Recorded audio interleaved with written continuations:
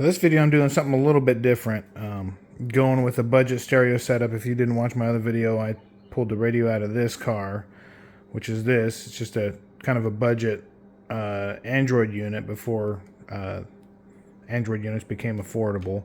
So I pulled this out of the 240 and I'm going to be putting it in here. Main reason is I don't have any radio signal in the RX7.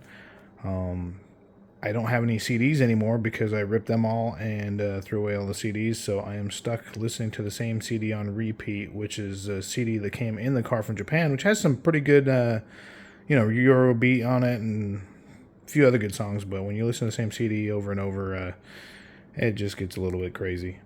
By throwing this thing in, I'll be able to have regular radio, and I can load all my MP3s on there and have other music. This is Japanese radio. If you don't know about the Japanese radios, they operate on a totally different bandwidth than we do in America. So even looking for radio stations, they don't operate in the same range. So it's something a lot of people don't know about that. I don't feel like spending the money on a brand new head unit, so I'm going to take the old unit out of the 240. It's an old touchscreen. It's not the greatest, but I'll be able to get radio signals. I'll be able to upload my MP3s into there that I have saved digital. It doesn't take discs. It'll be better than this. Alright, so the first thing you want to do is get this trim piece taken off around here.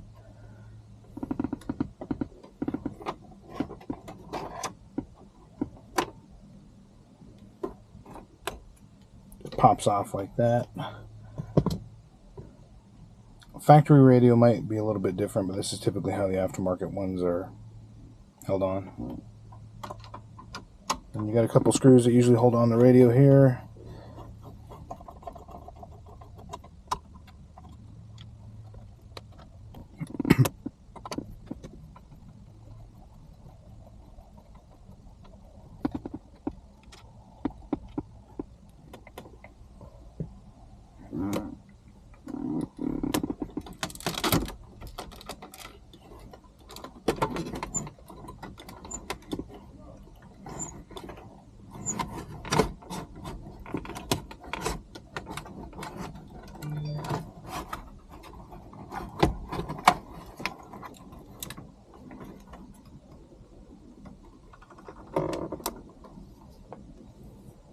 And it looks like we got everything kind of connected through butt connectors. Not sure what that is. That's probably connected to the gauges down below. Yep, so a lot of these wires here, this is for the Defi gauge unit. So I'm going to be relocating all these probably to the glove box, because double DIN is going to take up this whole entire space. But it looks like we might have one factory connector there. I'll take a look at that. I want to be able to make this to where it's removable down the road, and not everything's hardwired, which it looks like these might be able to unplug, but I guess we'll find out here in a minute. So I just got this radio unplugged, and luckily it does look like whoever installed this in Japan did keep the factory connectors, which is a plus. That's less hardwiring for me. I'd like to just get the radio harness and get a plug-and-play aspect to this after wiring it up to the other radio. I like a nice clean install if possible. Everything else looks pretty clean. That's your antenna wire. But yeah, now that I know what I'm working with, I'm going to go in and order a new harness for this, because these are kind of short and kind of a mess. So I just want to do a cleaner install on my next one, and these things are pretty cheap. I think they're about $7 or so.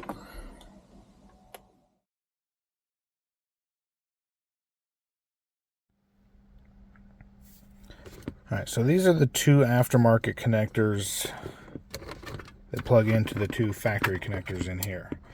I'm glad I do have the factory connectors still. That's a good thing. this is the replacement harness. Got from Amazon. Like I said, it was like $7 or $8. I could have reused these if I wanted to, but it's might as well just get a new set. These have these splices put in. This is to power the Defi gauge unit, so I'm gonna have to put new splices in my new harness. I'll do that after the fact, but this is the old harness for the radio I pulled out of the 240. You can see it still has the Nissan connectors on it. I'm gonna have to pull those off. I'm just going to do a nice solder job similar to this with some shrink wrap and make it nice and clean. That way it's plug and play. So this unit is not a standard size and it doesn't fit in here real well. The trim piece also looks like it fits on the top and bottom, but on the sides it doesn't go over the sides. So I'm going to have to trim this ring. This looks like just a standard ring, like it comes with a Pioneer install kit or something. Putting this in here actually,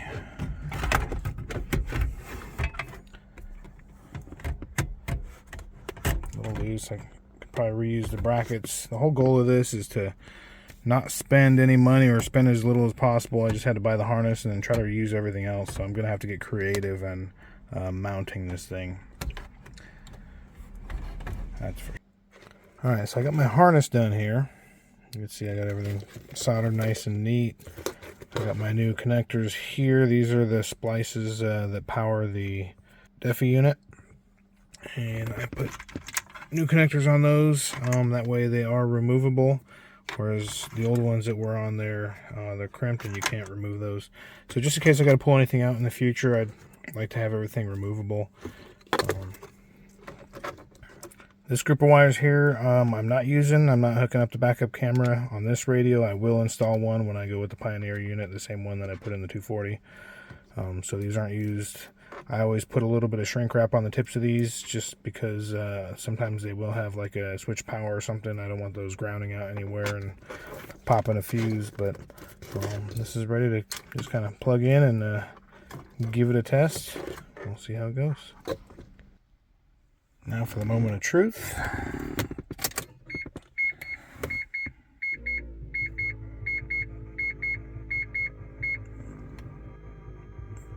Here's the antenna going.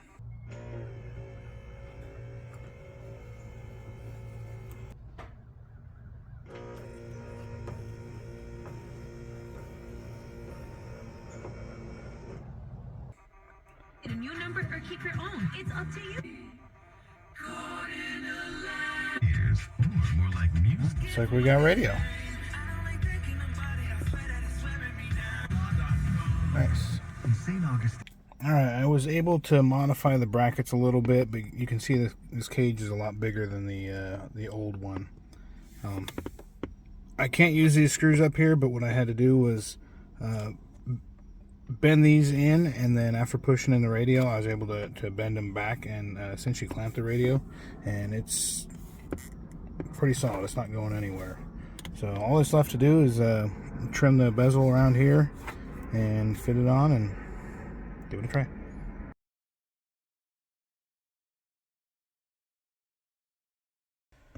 So here's the finished product for the budget radio install. This whole project cost me about $8 with tax because of that probably $8.50 for the harness I bought. I reused everything else. Could have done a little bit better on the trim ring, but it's, God knows how old this thing is. It was pretty brittle. It was kind of hard to hold still with the Dremel, but it still fits all right. It's a little jagged on the top. It'll get the job done for right now until I decide to put up the money to replace the unit with the Pioneer, just like I did in the 240. That thing's super nice stereo. I'll have to do a review on that here pretty soon, but this one is better than the Japanese one I had in here, and I'll actually have radio. This thing's essentially a tablet, so it's Android head unit tablet, so I will have Google Maps and whatnot. It's not terrible, but for essentially free, it's better than what I had. You can download whatever apps you want. Spotify, have your playlist, everything on there, so that's kind of nice. but it's, it's an upgrade.